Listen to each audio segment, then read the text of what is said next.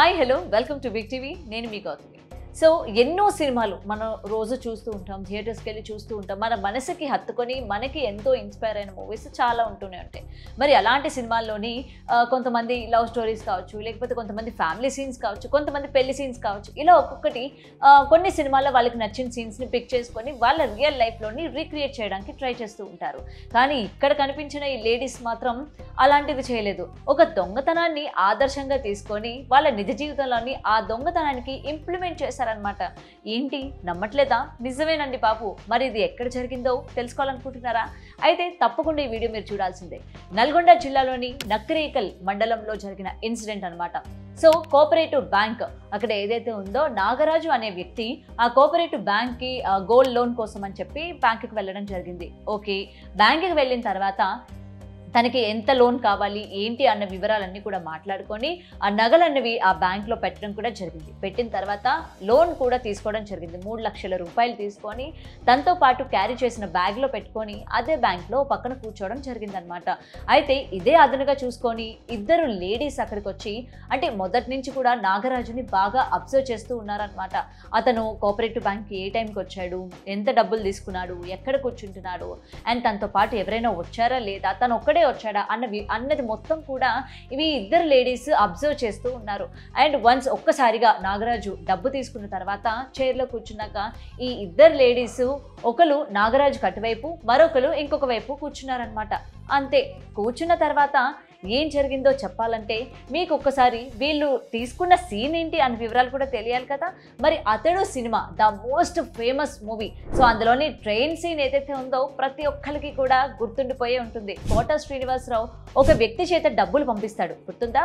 మరి ఆ డబ్బులు ఇటు మహేష్ బాబు కొట్టేయడానికి ఆ దొంగ వెనకాలే కూర్చొని, ఈ దొంగ ఎవరైతే న్యూస్ పేపర్ చదువుతూ ఉంటాడో మహేష్ బాబు ఈ సీట్ కింద నుంచి బ్యాగ్ని లాగి డబ్బులన్నవి తన బ్యాగ్లో వేసుకొని మెల్లగా జారుకుంటాడు. ఈ సీన్ అందరికీ గుర్తుందా? సేమ్ సీన్ని ఈ ఇద్దరు లేడీస్ ఇక్కడ రీక్రియేట్ చేశారనమాట. సో నాగరాజుతో తెచ్చుకున్న బ్యాగ్ ఏదైతే ఉందో అందులో డబ్బులు కూడా ఉన్నాయి కదా. ఒక వ్యక్తి, అంటే ఒక లేడీ నాగరాజుతో మాటల్లో పెట్టి మరో లేడీ ఆ బ్యాగ్ని కత్తిరించడం జరిగింది. కత్తిరించిన తర్వాత ఆ డబ్బులు అన్నవి కిందన పడిపోయేసరికి ఒక లేడీ ఆ డబ్బులు తీసుకొని పారిపోయింది. వెంటనే అతను అటు సైడ్ తిరిగేసరికి ఈ లేడీ కూడా మాటల్లో పెట్టి నేను వస్తానని చెప్పి తను కూడా చెక్కేసింది అనమాట. తర్వాత నాగరాజు బ్యాంక్ నుంచి బయటకు వచ్చాక ఏంటి బ్యాగ్ అంతా చాలా తేలిగ్గా ఉంది, నేను డబ్బులు తీసుకున్నాను కదా అని చెప్పి డౌట్ వచ్చి బ్యాగ్ ఓపెన్ చేసి చూస్తే ఇంకేముంది, మన అతడు సీనియర్ రిపీట్ అయిందనమాట. అదేంటి డబ్బులు ఏమైపోయాయి, బ్యాగ్ నాతోనే ఉంది కదా, ఎవరు కొట్టేశారు అని చెప్పి కంగారు పడి ఒక్కసారిగా మళ్ళీ బ్యాంకులోకి వెళ్ళి వాళ్ళకి ఫిర్యాదు చేయడం కూడా జరిగింది. దాని తర్వాత ఏం చేయాలో తెలియక లబోదిబ్బం అంటూ పోలీసులు కూడా ఫిర్యాదు చేశారు. వెంటనే పోలీసులు అందరూ కూడా ఈ సీసీటీవీ ఫుటేజ్ అంతా కూడా పరిశీలించాక ఈ కిలాడి లేడీలు చేసిన ఏదైతే ఉందో ఇన్సిడెంట్ అది బయటపడిందనమాట.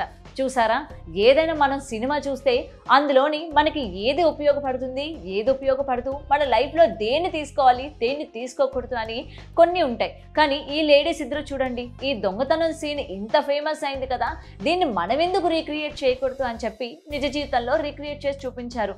ఇలా చాలా ఉన్నాయి. ఈ మధ్యకాలంలో క్రైమ్ సీన్స్ కావచ్చు, లేకపోతే దొంగతనాలు, కిడ్నాపులు, ఇలా సినిమాల్లోని చూపించి ఏ విధంగా ఎస్కేప్ అవుతూ ఉన్నారో అలానే నిజ జీవితాల్లో కూడా చాలా మంది రీక్రియేట్ చేస్తూ ఉన్నారు. మరి దీనిపైన మీ ఒపీనియన్ ఏంటి? అసలు నిజంగా సినిమాల ప్రభావం జనాలపైన బాగానే ఉందా అని చెప్పడంలో ఏ మాత్రం కూడా అతిశక్తి లేదు. ఇది మీకు కూడా అనిపిస్తుంది కదా? అనిపిస్తే డెఫినెట్గా కామెంట్ సెక్షన్లో మెన్షన్ చేయండి. Thanks for watching. For more videos like this, subscribe Big TV channel.